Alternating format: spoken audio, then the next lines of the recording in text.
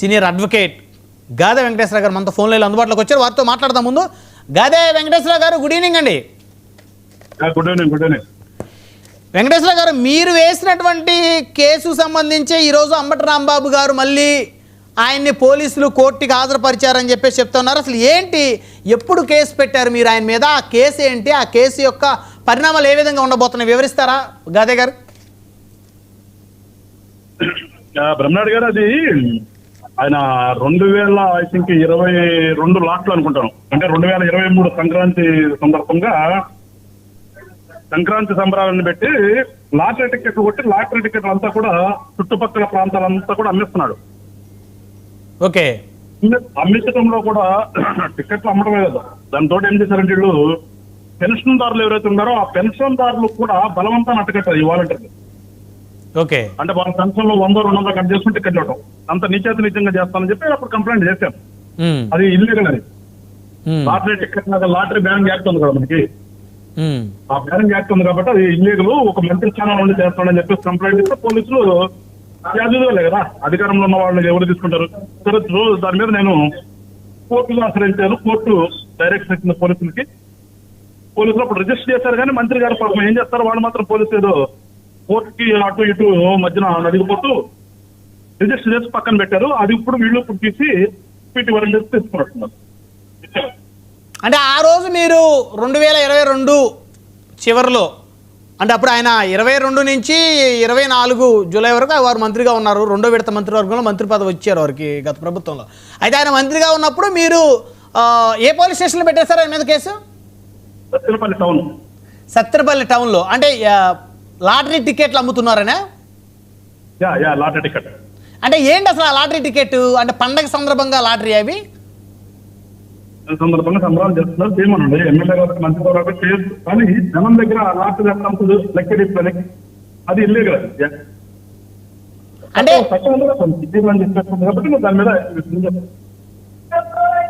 కాదు గాదే గారు, ఇప్పుడు లాటరీ టికెట్ ప్రజలు తమకి ఇష్టపూర్వకంగానే కొనుక్కుంటారు కదా, అది ఇల్లీగల్ ఎట్లా అవుతుంది?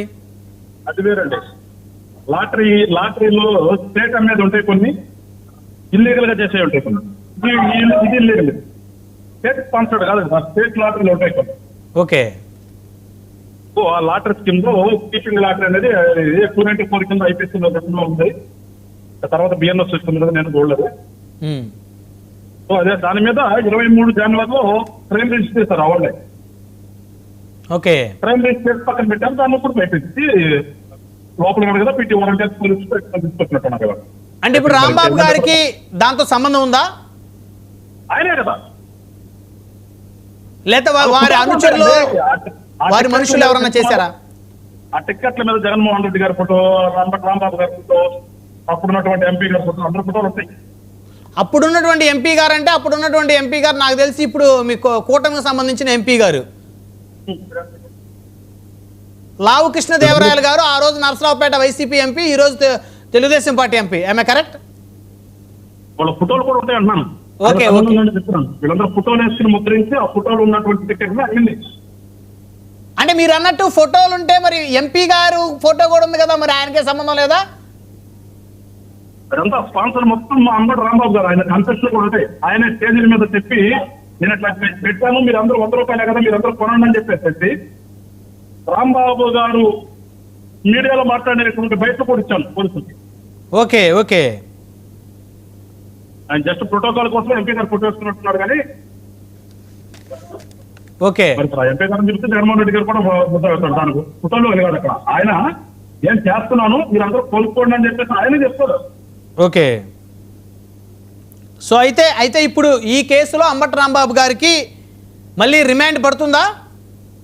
ఏమైందో మరి తెలియదు, నేను కనుక్కోను. ఏమైంది తెలియదు, మనం తీసుకొచ్చారన్నారు. మరి రిమాండ్ ఇస్తారా, లేకపోతే అవి తన వరకు అవి నాకు తెలిసి నేను చెప్పినవి బెయిల్బుల్ అఫెన్స్, మరి బెయిల్బుల్ అఫెన్స్ ఏమన్నా డైరెక్షన్స్ పంపించాలని కూడా తెలియదు.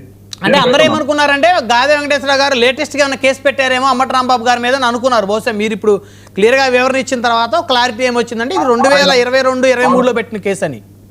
వాళ్ళ ప్రభుత్వం అధికారంలో ఉండగా ఈయన మంత్రి హోదాలో ఉండగానే పెట్టినటువంటి కేసు. ఇప్పుడు ఇప్పుడు మీరు ఉమ్మడి గుంటూరు జిల్లా అధ్యక్షులుగా ఈ కేసు మీద ఆల్రెడీ అడ్వకేట్, మీరు సీనియర్ అడ్వకేట్, మీకు తెలియదు కాదు లా అండ్ ఆర్డర్ సెక్షన్లో వెంకటేశ్వర గారు, మీ ప్రభుత్వం వచ్చి దాదాపు 2 సంవత్సరాలుగా వస్తూ ఉంది.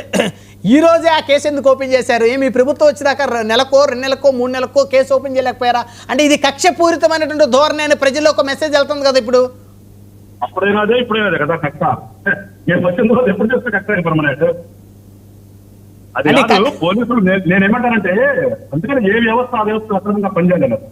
నేను గవర్నమెంట్ లో ఉన్నానని చెప్పి మేమే తప్పుకునే ప్రయత్నం చేయాలి.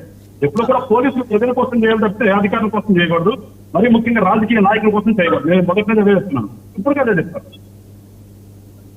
సో మొత్తానికి ఇప్పుడు ఆ కేసు మీద మీరు కట్టుబడి ఉన్నారు. ఆ రోజు మీరు ఏదైతే మీరు కట్టుబడి ఉండేదేముందో దానికి క్లియర్ ఎవిడెన్స్ ఉంది కదా. వాళ్ళు పెట్టివే ఆయన ఇచ్చినటువంటి స్టేట్మెంట్లే, ఆయన ఇచ్చినటువంటి టికెట్లే, అందరు కొన్నవాళ్ళు అందరిని పెట్టి వేసింది. దాంట్లో మేము కల్పించింది ఏం లేదు దాంట్లో. ఓకే, ఏదైతే వాళ్ళు ఆ రోజు అధికారం ఉందని చెప్పానో అది కరెక్ట్ అని చెప్పి నేను చెప్పింది. ఓకే, సో మొత్తానికి మళ్ళీ రాంబాబు గారిని ఇప్పుడు మళ్ళీ కటకటాల వెనక్కి నెట్టబోతున్నారు కాదు వెంకటేశ్వర గారు? లేదా నాకు సంబంధం లేదంటారా? అప్పుడెప్పుడో పెట్టిన కేసు వాళ్ళు ఏదో మళ్ళీ తిరగదోడారంటారా? ఖచ్చితంగా నేను కంప్లైంట్ నేనండి, సంబంధం లేదు. నేను ఎందుకంటాను? ఓకే, నేను కేసు పెట్టాను, చట్టం కూడా చట్టం చేయాలి. ఓకే, కదా, చట్టం ముందు అందరూ సమానమని మనమే కదా చెప్పేది. అవును కదా, అవును, అంతే. చట్టం ముందు అందరూ సమానం. చట్టం ఎట్లా ఉంటే కోర్టు ఎట్లా చేస్తుంది ఎట్లా చేస్తుంది. రైట్ రైట్, ధన్యవాదాలు గాది వెంకటేశ్వర గారు ఫోన్లో అందుబాటులోకి వచ్చేందుకు. ఇంకా అడ్వకేట్ గారు